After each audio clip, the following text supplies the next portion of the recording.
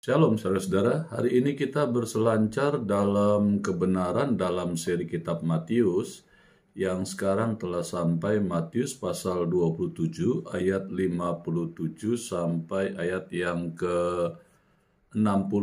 Saya bacakan firman Tuhan bagi saudara.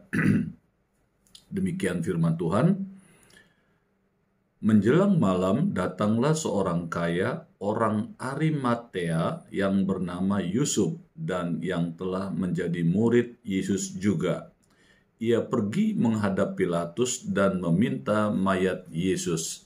Pilatus memerintahkan untuk menyerahkannya kepadanya, dan Yusuf pun mengambil mayat itu, mengapaninya dengan kain lenan yang putih bersih, lalu membaringkannya di dalam kuburnya yang baru, yang digalinya di dalam bukit batu, dan sesudah menggulingkan sebuah batu besar ke pintu kubur itu, pergilah ia. Tetapi Maria Magdalena dan Maria yang lain tinggal di situ, duduk di depan kubur itu. Dari firman Tuhan yang baru saja kita baca, ada kata-kata mayat Yesus di dalam ayat 58 dan seluruh proses penguburannya ya di dalam ayat 59 sampai dengan 60. Ini menunjukkan bahwa Yesus betul-betul sudah mati, saudara. Jadi berdasarkan Matius pasal 27 ayat 57 sampai 61 dengan perikop Yesus dikuburkan dan penjelasan dari ayat-ayat ini, di sini bisa dipastikan bahwa Yesus memang betul-betul sudah mati, karena ada proses untuk bisa Yesus dapat diambil mayatnya berdasarkan persetujuan dari Pilatus. Nah, saudara bisa membandingkan juga dengan Markus 15 ayat 44 sampai ayat yang ke-45 serta Yohanes 19 ayat 31 sampai ayat yang ke-37 yang menunjukkan secara jelas bahwa Yesus memang sudah mati. Ini penting supaya orang tidak menganggap bahwa pada hari yang ketiga nanti Yesus hanya sekedar sembuh dari luka-lukanya akibat penderitaannya, dianiaya, dipukuli, ditusuk lambungnya, bahkan ditombak perutnya, belum tangannya, belum kakinya, saudara. Tetapi saudara, ini yang terjadi. Jadi dengan Yesus dikuburkan, jelas dia mati. Sehingga dalam waktu 3 hari kemudian dia bangkit, dia tidak hanya sekedar dari sembuh dari luka-lukanya ataupun bangun dari pingsannya, tetapi betul-betul bangkit dari antara orang mati. Seperti penjelasan di perikop sebelumnya ya, saudara, video yang sebelumnya yang telah tayang, dijelaskan karena hari itu akan memasuki hari raya Paskah. Jadi dan kedua penjahat itu dipatahkan kakinya sehingga mempercepat kematiannya, sedangkan Yesus ternyata diperiksa oleh para tentara Romawi telah mati. Karena dengan seruannya yang begitu luar biasa dikatakan Yesus telah menyerahkan nyawanya kepada Allah. Sehingga prajurit-prajurit itu memeriksa dan ternyata mereka memang mati. Karena memang ketentuan orang-orang Yahudi di dalam perayaan Paskah itu tidak boleh ada orang yang mati tergantung. Karena kan mayat itu sesuatu yang najis, saudara. Jadi tidak boleh ada orang mati. Sebenarnya bukannya sekedar digantung, saudara, mayat pun juga seharusnya tidak boleh ada, karena itu mendatangkan hal yang najis, saudara, sehingga harus dikubur gitu ya. Nah, ini menurut hukum Yahudi, jadi mayat itu tidak boleh dibiarkan tergantung ya, jadi harus segera dikubur. Ini yang harus kita ketahui. Dasarnya berdasarkan Ulangan pasal 21 ayat 22 ya, mayatnya jangan dibiarkan semalam-malaman pada tiang itu, tetapi haruslah engkau menguburkan dia pada hari itu juga. Nah, itu berdasarkan Ulangan pasal 21 ayat 22, orang Yahudi mentaatinya. Tapi sebenarnya juga pada saat itu mau merayakan hari raya Paskah, sehingga mereka tidak ingin ada orang yang dianiaya mati terus tapi tidak dikuburkan. Itu mendatangkan perayaan yang tidak baik, begitu ya, saudara ya. Nah, ini yang Yang juga perlu diketahui, saudara-saudara, tidak satupun keluarga Tuhan Yesus yang mempunyai kuburan di Yerusalem. Karena mereka adalah orang-orang Galilea, saudara. Maka Yusuf, seorang kaya dari Arimatea, dia itu diperkirakan juga adalah orang Farisi, bertindak dan menemui Pilatus dan meminta mayat Yesus dapat diberikan kepadanya. Ya, jadi dia memang orang kaya, ya, Yusuf Arimatea ini. Lalu ia mengapaninya dan membaringkannya ke dalam kubur batu yang dia miliki, ya, yang belum pernah ditempati. Maka karena itulah Yusuf dikenal selama-lamanya, saudara, karena perbuatannya ini, di mana dia memberikan kuburnya untuk Yesus dapat dikuburkan. Jadi di mana saja kekristenan itu diberitakan, bertumbuh, dan Alkitab menjadi bacaan mereka, maka nama Yusuf itu akan selalu dibicarakan atau dibacakan atau diperkatakan, diceritakan gitu ya.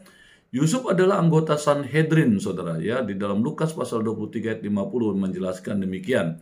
Juga dikatakan di mana Yusuf tidak setuju, saudara, dengan putusan dan tindakan majelis itu.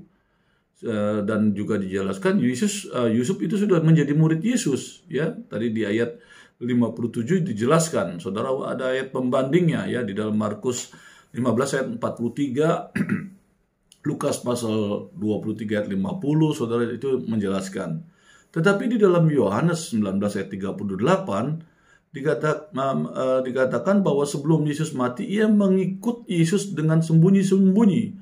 Mengapa? Karena takut dimusuhi. Jadi pada dasarnya Yusuf juga mengikuti itu, karena kan dia akhirnya tahu Yesus mati dan diambil itu, ya, saudara, ya. Nah, dia mengikuti, takut dimusuhi atau takut dikucilkan oleh orang-orang Yahudi yang anti Yesus. Ya, Yohanes 7 ayat 13, Yohanes 9 ayat 22 menjelaskan itu, saudara. Tetapi, saudara, sekarang justru setelah Yesus mati, ia menghadap Pontius Pilatus untuk meminta mayat Yesus. Ya, di ayat 58 dari Matius pasal 27 ini dijelaskan. Jadi kata-kata memberanikan diri, saudara, dalam Markus 15 ayat 4 menunjukkan bahwa saat itu ia tetap merasa takut, saudara. Tetapi dikatakan ia berhasil mengatasi rasa takutnya, dan dikatakan dengan itu dia memberanikan diri menghadap Pilatus.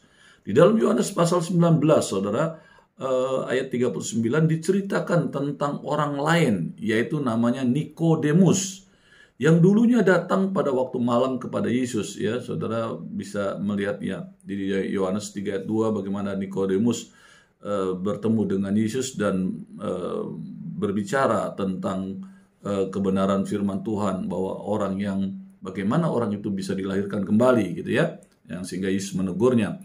Tentu juga karena takut kelihatan banyak orang, tetapi sama seperti Yusuf dari Arimatea, sekarang Nikodemus berhasil mengalahkan rasa takutnya sehingga ia lalu membantu Yusuf dengan mengurapi atau memberi rempah-rempah pada mayat Yesus. Yusuf dan Nikodemus mengambil mayat Yesus, mengapaninya dan memberinya rempah-rempah. Ya, ayatnya ada di dalam Yohanes 19 ayat 39 sampai ayat 40. Ini ayat pembanding untuk melengkapi dari ayat Matius pasal 27 sampai dengan ayat Matius pasal 27 ayat 57 sampai ayat 61 dalam perikop ini, ya. Dikatakan demikian. Ada seorang teolog terkenal, saudara, dari kalangan Injili yang mengatakan kalau Yusuf dan Nikodemus bisa begitu menghormati Kristus pada saat Kristus tergantung di atas kayu salib, terkutuklah, saudara, untuk kita semua, ya, kemalasan kita kalau sekarang setelah Kristus bangkit dari antara orang mati, kita tidak mempunyai semangat yang sedikitnya sama, ya, seperti Yusuf dan Nikodemus untuk dapat memuliakan Kristus. Bagaimana kehidupan saudara dan saya hari-hari ini? Apakah saudara menjadi orang Kristen yang menjadi contoh, menjadi teladan?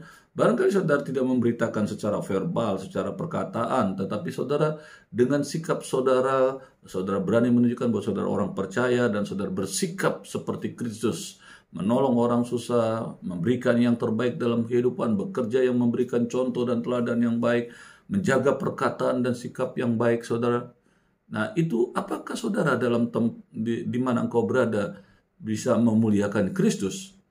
Nah, Yusuf dari Arimatea ini dikatakan adalah orang kaya, saudara. Ya, ayat 57. Juga orang yang berkedudukan tinggi. Ya, di dalam Markus 15:43 dijelaskan demikian. Tetapi ia mau, ya, Yusuf dari Arimatea ini, ia mau mengorbankan uangnya. Ya, dengan apa? Dia membeli kain lenan, terus dia mau mengorbankan kuburannya, ya, karena orang zaman dulu yang punya kuburan pasti orang kaya, dan kuburan itu pasti mahal, dan dikatakan dia mengorbankan kuburannya itu diberikan kepada Yesus untuk bisa tubuhnya atau jenazahnya itu dikuburkan. Seterusnya dikatakan melakukan pekerjaan yang rendah dan najis, yaitu menurunkan mayat, karena kan dia juga seorang pemimpin Sanhedrin, saudara. Dia mengerti prinsip-prinsip Taurat bahwa memegang mayat itu membuatnya dia juga jadi najis, saudara. Dan dikatakan dia mengapaninya, memberi rempah-rempah dan menguburkannya, saudara. Ini tindakan yang luar biasa, saudara, ya. Terusnya dikatakan Yusuf dari Arimatea ini melakukan tindakan yang beresiko tinggi, ya, terhadap kehormatannya dia, ya, dan ternyata demi menghormati, memuliakan Tuhan, dia berani melakukan pekerjaan yang beresiko tinggi ini, ya, saudara-saudara. Umumnya, saudara, orang kaya, orang berkedudukan tinggi, itu harus menggunakan atau kedudukannya, kekayaannya untuk meninggikan Kristus. Harusnya begitu, ya, kita orang-orang percaya, ya. Harusnya, kalau kita orang percaya, kalau di luar orang tidak percaya, saya tidak bisa katakan seperti itu. Jadi kalau saudara dan saya diberkati Tuhan, harusnya justru menggunakan kekayaan dan kedudukan yang tinggi sebagai dasar untuk kita untuk melayani, untuk meninggikan Tuhan, bukan sebaliknya. Kita tidak melayani, kita tidak bisa meninggikan Tuhan. Jadi apa hidup kita sebenarnya ketika kita percaya Dia, tapi kita tidak pernah menjadi saksinya yang begitu indah dalam kehidupan ini, baik melalui kepandaian kita, melalui jabatan kita, melalui kekayaan kita, ya. Dan dikatakan, saudara, orang-orang seperti ini dia melakukan tindakan kriminal yang double, saudara. Yang kedua, mereka menyalahgunakan kekayaan dan kedudukan tersebut yang seharusnya saudara diberkati dengan kedudukan dan kekayaan untuk mempermuliakan nama Yesus. Saudara menjadi terang, saudara jadi berkat, tapi saudara hanya memperkaya diri saja, meninggikan kedudukan saudara saja, dan saudara tidak berpikir bahwa kehidupan saudara bisa menjadi berkat bagi Tuhan. Waduh, sesuatu hal yang salah, saudara. Ya, saudara. Dan seterusnya dikatakan begini, penguburan Yesus Kristus, saudara. Ya, dikatakan kuburnya itu kubur yang baru, karena memang itu Yusuf Arimatea punya, yang memang belum diisi oleh mayat yang lain, saudara. Ya, ini sengaja, saudara, diceritakan untuk membuang kemungkinan bahwa yang bangkit pada hari yang ketiga nanti adalah mayat orang lain. Ya, karena kuburnya baru, jadi nggak ada dasar di kubur itu adalah kubur tumpukan dari bekas mayat yang lain, gitu ya. Jadi saudara bisa bandingkan dengan cerita dalam 2 Raja-Raja 13 ayat 21. Saudara boleh membaca firman Tuhannya, ya. Nah, ya, seterusnya dikatakan demikian. Kubur itu digali di dalam bukit batu, saudara. Ya, di dalam ayat 60, ya, Matius 27 ayat 60 ini. Jadi kuburan itu tidak tembus kemana-mana, saudara. Jadi tidak ada pintu lain kecuali pintu yang di depannya. Hanya satu. Dan pintu yang satu ini ditutup dengan batu besar. Memang tidak dapat dipastikan sesungguhnya, tapi kami pernah pergi ke kuburnya Tuhan Yesus, saudara. Memang pintunya hanya kotak begitu saja, saudara, ya, kotak kan kecil sekali. Kalau kita yang agak tinggi, kita pasti menunduk untuk masuk ke kubur Tuhan Yesus itu, saudara. Ya, itu pintunya satu, selebihnya batu, di belakang itu semua batu, saudara. Jadi hanya goa saja, ruangan saja kecil, yang di dalamnya itu dikatakan Yesus diletakkan mayatnya di situ, ya. Dan pintunya hanya satu. Dan pintu yang satu ini ditutup dengan batu besar, ya. Ayat 60 menjelaskan demikian. Sudah hanya satu pintunya ditutup dengan batu besar, dan dikatakan bahkan, saudara, nantinya itu disegel dan dijaga tentara, karena Nanti di ayat 62 dan sampai ayat 66 dijelaskan bagaimana orang-orang Yahudi datang menjelaskan itu kepada Pilatus untuk menjaga kubur Yesus itu, saudara. Nah, ini tidak memungkinkan mayat Yesus itu bisa dicuri, ya, karena udah ditutup batu yang besar, terus juga dijaga oleh tentara, saudara, ya, dan yang jaga itu tentara Romawi, jadi dia nggak peduli siapa, dia nggak ada kenal, pokoknya macam-macam disikat, itu nggak ada KKN di situ, saudara, ya, didekat-deketin, tuh dibayi-bayin, terus bisa mengambil mayat, tidak bisa, karena penjaganya adalah tentara Romawi, saudara, yang tidak mengenal siapapun juga di situ, dia hanya seorang mereka itu ya tentara yang ditugaskan, dan biasanya kalau tentara tidak ada kata apapun juga, mereka akan taat, saudara, ya.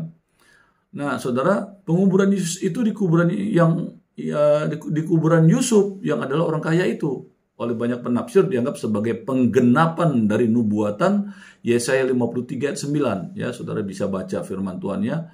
Dengan orang kaya dalam kematiannya. Jadi dia dikuburkan di dalam kubur orang kaya.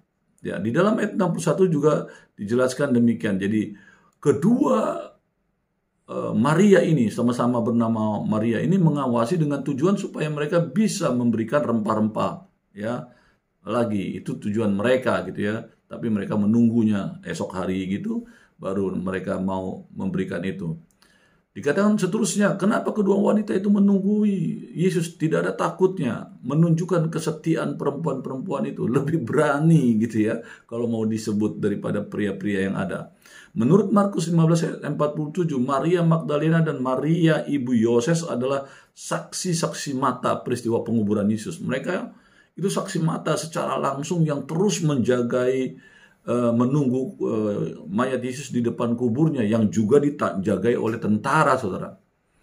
Ya, sementara berdasarkan Matius pasal 27 ayat 61 ini, saksi-saksi mata peristiwa itu adalah Maria Magdalena dan Maria yang lain.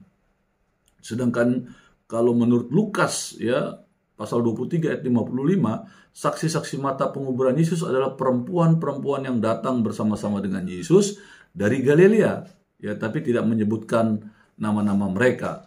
Sedangkan di Yohanes, kitab yang keempat, yang paralelkan, yang saya jelaskan supaya saudara menangkap dengan jelas siapa wanita-wanita ini. Dia dikatakan tidak meriwayatkan kehadiran saksi mata perempuan ketika Yusuf dari Arimatia menguburkan jenazah Yesus, dan malah meriwayatkan kehadiran Nikodemus malah, ya, bersama-sama dengan Yusuf Arimatia menguburkan mayat Yesus. Jadi Nikodemus sama-sama pemimpin, juga Arimatia juga sama-sama pemimpin yang telah tidak secara langsung menjadi murid Yesus, ya. Mereka adalah seorang alim Farisi yang diriwayatkan pernah bertukar pikiran, yang tadi saya sudah jelaskan, dengan Yesus di dalam Injil Yohanes tentang bagaimana dapat dilahirkan kembali orang-orang yang bertobat itu, sedangkan mereka sudah dewasa. Maka di situ Yesus menjelaskan kepada Nikodemus yang katanya ahli Taurat tapi tidak mengerti apa yang Tuhan Yesus jelaskan tentang dilahirkan kembali, begitu, saudara-saudara. Nah, saudara-saudara, inilah cerita penjelasan Matius pasal 27 ayat 57 sampai 51 tentang Yesus yang dikuburkan, sehingga tidak ada alasan untuk kita tidak mengimani bahwa Yesus memang mati, ya, disalibkan dan terus dikuburkan berdasarkan murid-murid yang melihat, bahkan yang menguburkan itu adalah orang Farisi yang sudah mengenal Yesus. Kiranya menjadi berkat, berselancar dalam kebenaran. Amin.